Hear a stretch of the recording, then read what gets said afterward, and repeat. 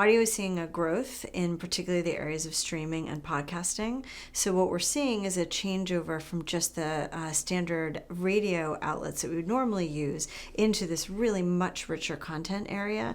The addition of streaming is something that we're seeing added into digital buys now. We're seeing the programmatic team start to take it up. We're also seeing this really interesting podcasting space. So that's really taking the influencers and moving them over to podcasting.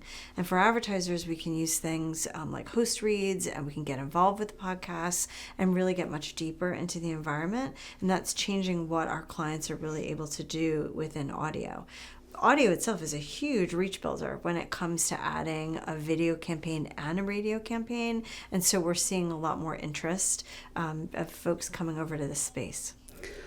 Yeah, I'm a huge fan of audio. I listen to a lot of AM radio, FM radio. But what I also like is podcasts, because just the portability of it, the idea that I can listen to it while I'm doing other things. Like, what could you say about how they're trying to reach me? AM radio got me through COVID. I listened, I think, every morning when I would wake up. I'd be my 10-10 wins and going through it. And I found a lot more radio applications during that time. And so did a lot of other people. It became something that was sitting in your ear. It became a friend. It became a trusted advisor. People were feeling the need to have relationships. It's certainly through their medias. And so radio and podcasting became something that a lot of people flocked to. So now they have these podcasters who they think of as influencers and word of mouth advertising, where it used to be friends and relations. Now it's areas like that. So we all got a little bit excited by the podcasting revolution. I'm the same way. It's very personal to have your ears going, and you've got somebody talking to you the whole way on your walks, in your home, in your car, and that's something that feels very personal to people. And so it's just become a medium where, as a brand, if you can really connect with someone in that personal environment, you have really captured their attention and hopefully their purchase. And I've seen with some of these streaming platforms, audio, they talk about dynamic ad insertion and that kind of thing. Or what do you think about the tools that they're giving you? Are you satisfied with them? Or yeah, it's changed the way we walk in. So the years ago, podcasting used to be you would sort of set it and that was it. You'd be in a podcast for perpetuity. That's a problem for a lot of brands. We have less and less of that now. There's very few podcasts that are still like evergreen, where it's still sitting there. Almost everyone now comes in and tries to remonetize the content. That open the door for areas like retail establishments, open the door for changes in products. So there's a lot more companies now that are interested in figuring out the podcast landscape. And another area of streaming is CTV. I was wondering if you could tell us a bit about what's going on there, what you're excited about, and perhaps also with local reach. Yes, absolutely. So I do a lot of work in the local space with a variety of advertisers. But what I'm finding really interesting is the ability to take a broader approach with local. We're using it a lot to do the more umbrella type campaigns, broad-based campaigns in the traditional linear television environment. And then we're supplementing those campaigns with CTV or even OTT, but the CTV is more targeted. So I can take campaigns and really reach more people when they're further up they're in the purchase journey, and then as they start to get more specific about products, I can really hit them with CTV messages as my audience has really shifted. So as I get a tighter audience group, we can use that to then extend the messaging and change the reach and frequency. So broader at the top, and then when we get a little bit further in, we can be more selective and personal.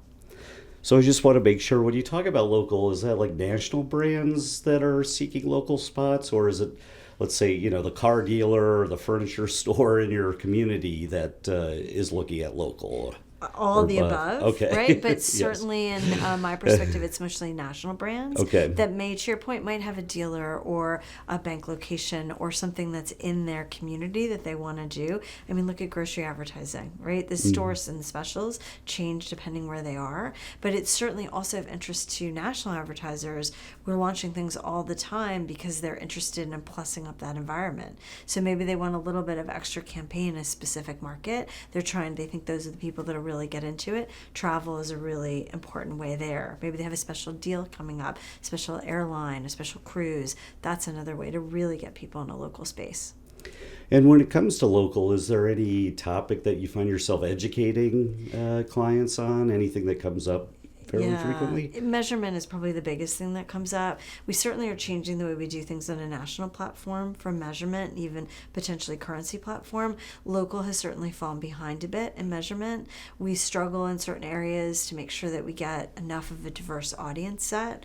So there is certainly some work that needs to be done to increase, for example, the Hispanic populations in certain markets.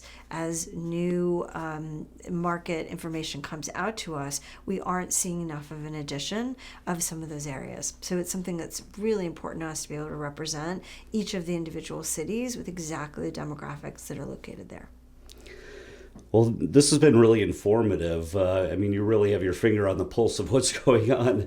Looking ahead, is there anything that you're excited about or worried about, or that advertisers should know about what's going on?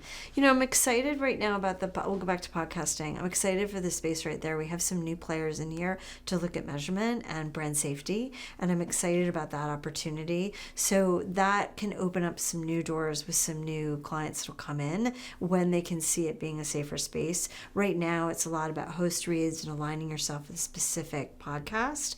But I think when we get a little bit better in the brand verification and viewability side of things, I think then we'll start moving into a whole new area of podcast development. And CTV, anything coming up that you'd like to see there? We see a lot more interest in the digital teams with geos. So the local side has been really interesting for me. So the local markets are much easier now to target in a CTV area. Most have the ability to geo-target. That's opened up a lot of doors for people that didn't realize that if they just want Albany, they can get Albany. Or, it's not a DMA anymore. We can also put zip codes in. That has really changed things as well. The New York DMA is huge. What if you really just want to reach where we are in Connecticut today? That allows us to do things a little bit differently. So I think there's so much more potential of what CTV and the large screen can do in a home.